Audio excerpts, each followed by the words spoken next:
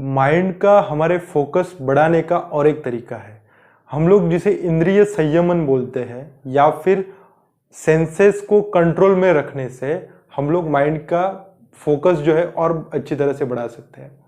क्योंकि हम लोग ये जानते हैं कि हमारे सेंसेस जो है वो एनवायरमेंटल कंडीशंस के द्वारा डेटा कंज्यूम करते हैं, उससे हमारी प्रोग्रामिंग बनती है, संस्कार बनते हैं, आइडेंटिटी बनती है और वही फिर आगे जाके काम करता है, बराबर।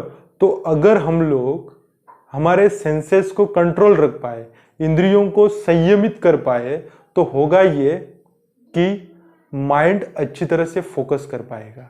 क्योंकि डेटा जो भी आएगा वो अच्छी तरह से डेटा आएगा, फोकस डेटा आएगा और माइंड भी जो अपना काम है वो अच्छी तरह से कर पाएगा। और जो हमारे सेंसेस है उनके द्वारा जो डेटा आएगा वो माइंड को भटकाएगा नहीं। क्योंकि हमारे नॉर्मली लाइफ में हमारे होता ये है कि हमारे सेंसेस हमारे कंट्रोल में नहीं है, ना आंखें कंट्रोल में है, ना कान कंट्रोल में है। वो आंखें कुछ भी देखने को चाहती है, ये देखो वो देखो वो देखो। कान हमारे कुछ भी सुनना चाहते हैं, उसको मेलोडी चाहिए थी, मेलोडियस जो भी रहेगा। हमारी जीभ हमारे कंट्रोल में नहीं है, नाक कंट्रोल में नहीं है या फिर कोई भी ऑर्गन हमारा कंट्रोल में नहीं रहता है। तो होता ये है कि माइंड को वो भटकाता रहता है, हमेशा भटकाता रहता है। अगर हमारे सेंसेस हमारे कंट्रोल में है, जिसे हम लोग इंद्रिय संयमन बोलते हैं, इंद्रियों पे हमारे अगर हमारा ताबा हो, अगर इसीलिए बोला जाता है कि ब्रह्मचारी रहो। ब्रह्मचारी रहो मतलब क्या होता है कि इंद्रियों को अपने वश में करो। अगर ये पॉसिबल हुआ तो माइंड को भी फोकस करने में आसानी होगी।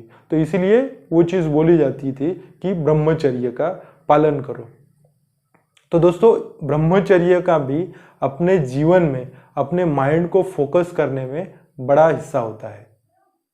तो ब्रह्मचारी रहो, जब पॉसिबल हो तो उतना ब्रह्मचारी रहो। गृहस्थ जीवन में भी आधा टाइम आप ब्रह्मचर्य फॉलो कर सकते हो, इंद्रियों को अपने कंट्रोल में रख सकते हो। अगर ये पॉसिबल हुआ तो माइंड भी फोकस होगा और माइंड का 100% पोटेंशियल भी हमें यूज करने को मिल सकता है।